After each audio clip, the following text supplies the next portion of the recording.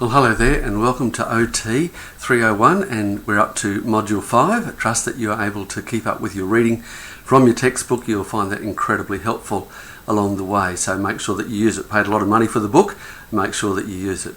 Well, today we continue on the story that has been started in the book of Genesis, this great story of God's redemptive plan.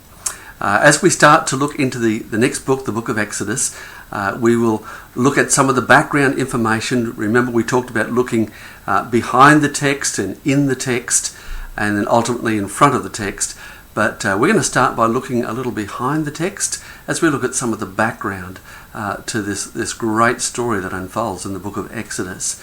And then we're going to dive into the book itself. And as we dive into the book, one of the first things that we will encounter, of course, is the story of the Exodus itself. The word Exodus, of course, meaning to exit. It's the exit of the descendants of Jacob or Israel, who now for 430 long years have been trapped in Egypt as ultimately the slaves of the Egyptian Empire.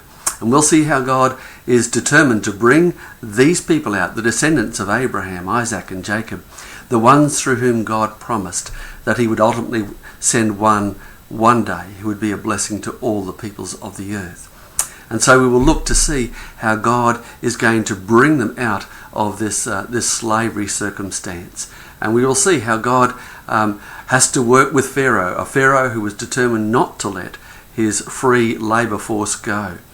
And we will see how God 10 times has to challenge not only Pharaoh, but indeed the gods of Egypt, with the striking of Egypt with 10 plagues. And the plagues, even the term that is used there, speaks not just about a plague in the sense that we often think about locust plagues and what have you. That was part of it.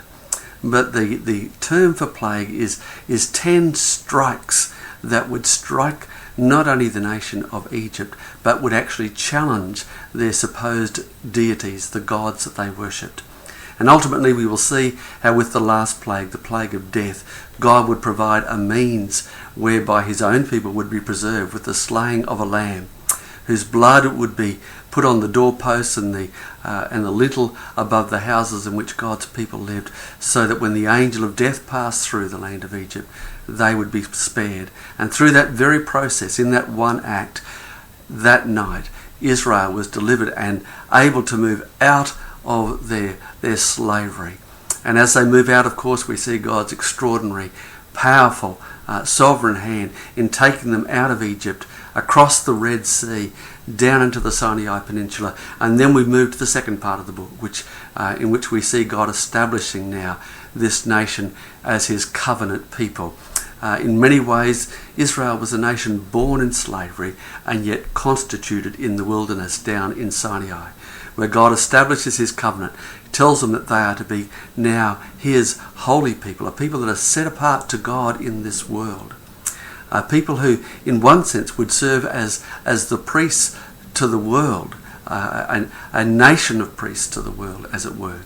And then we'll go on to see how God establishes their worship system with the instructions about the building of the tabernacle, this great tent temple that they would take around with them as they journeyed from Sinai right down in the wilderness through all of the years in which they would travel before finally entering into the promised land. But in all of this, we see God calling out a people for himself, a people that he wants to bless. And in the faces of all of the curses that we see that roll through the book of Genesis, we see God's unrelenting desire to bring blessing in the place of curse, to bring redemption and life in the place of death. So I trust that you'll continue to enjoy the journey as we take it through the book of Exodus. God bless you.